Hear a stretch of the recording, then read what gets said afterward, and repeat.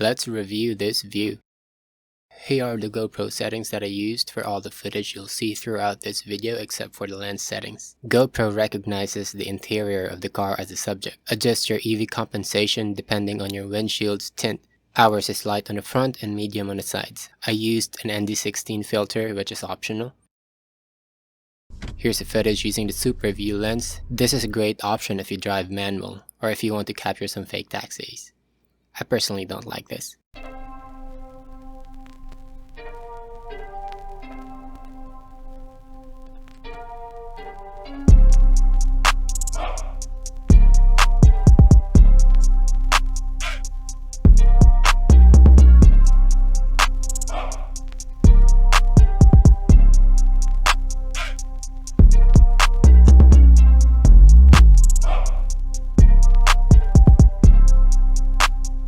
Here's the footage using the wide lens, which is my favorite.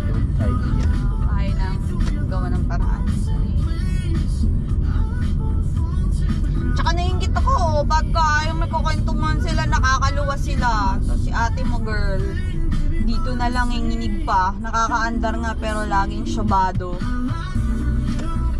Pero pansin ko rin naman sa sarili ko, pag yung medyo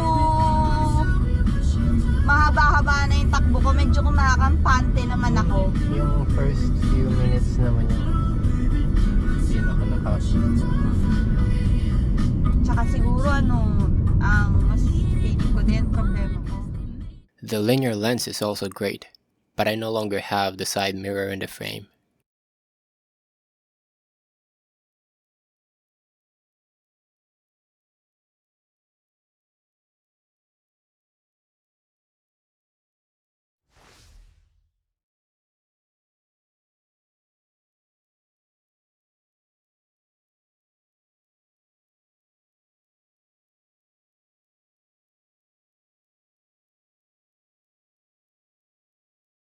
Here's a side-by-side comparison.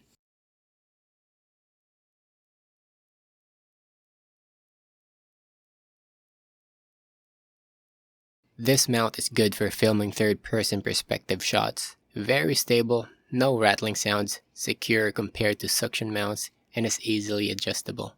Not a good option if you plan to remove it from time to time. I have posted some keywords in the description to help you find this product online. Bye.